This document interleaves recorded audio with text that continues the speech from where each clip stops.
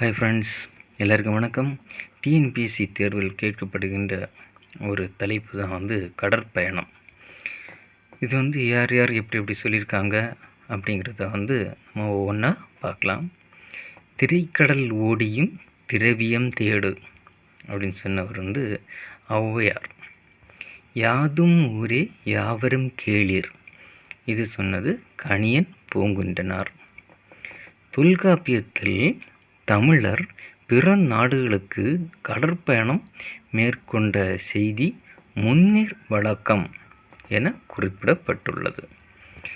தமிழர் கிரேக்கரையும் ரோமையரையும் யவனர் என அழைத்தனர். இது கேட்கப்பட்ட ஒரு வினா. அன்றைய தமிழகத்தில் கப்பல்கள் செய்பவரை களம் செய் கம்மியர் என்று அழைத்தனர். கடலை குறிக்கும் தமிழ் சொற்கள். இதில் நிச்சயமாக ஒரு கேள்வி கேட்பதற்கான வாய்ப்பு இருக்கிறது. என்னெல்லாம் சொற்கள் பாருங்கள்: ஆழி, ஆர்கலி, முன்னீர், வாரணம், பௌவம், பறவை, புணரி. இனி இது கடலை குறிக்கும் சொற்கள்.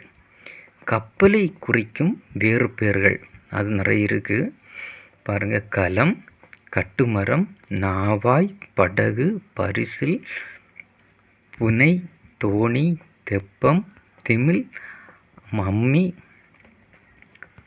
லாஸ்டில் வங்கம், மிதவை,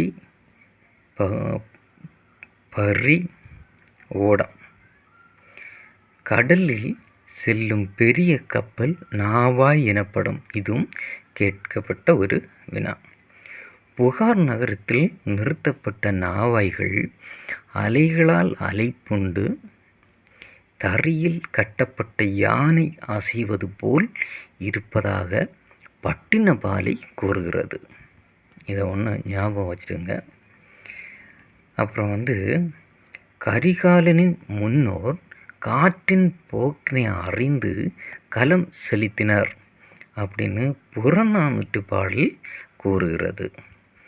தொல்காப்பிய பொருளதிகாரத்தில், தொல்காப்பியம் மிக பழமையான ஒரு நூல்.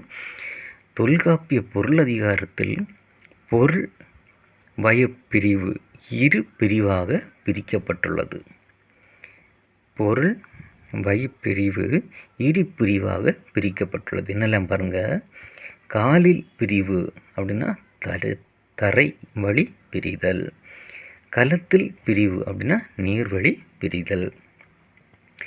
அப்புறம் இன்னொன்று பாருங்கள்: நடு கடலில் செல்லும் கப்பலுக்கு உவமையாக மருத நில அரசனது கோட்டை கூறப்பட்டுள்ளது.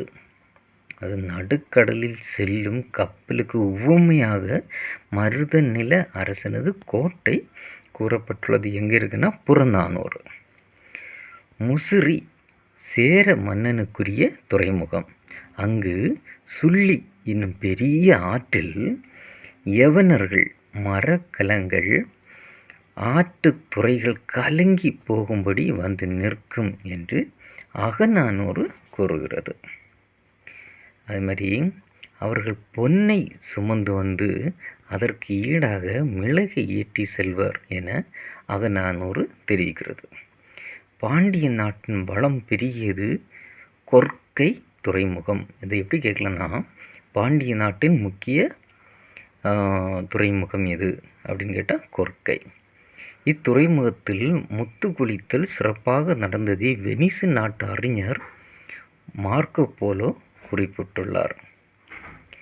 அடுத்து பாருங்கள்: மதுரை காஞ்சியும் சிறு பாணாற்று படையும் கொற்கை முத்தை சிறப்பிக்கின்றன. அப்போ கொற்கை முத்தை சிறப்பிக்கின்ற நூல்கள் எது, யாவை என அப்படி கேட்டால் மதுரை காஞ்சியும் சிறு பாணாற்று படையும். விளைந்து முதிர்ந்த விழுமுத்து என மதுரை காஞ்சி கூறுகிறது. விளைந்து முதிர்ந்த விழுமுத்து என மதுரை காஞ்சி கூறுகிறது. சோழ நாட்டின் துறைமுகம் காவிரிப்பூம்பட்டினம். இந்த காவிரிப்பூம்பட்டினத்தில் பூம்புகார் சுங்கச்சாலையும் அப்போவே இருக்குது. சுங்கச்சாலையும் கலங்கரை விளக்கும் இருந்தது அப்படின்னு சொல்லியிருக்காங்க. இது வந்து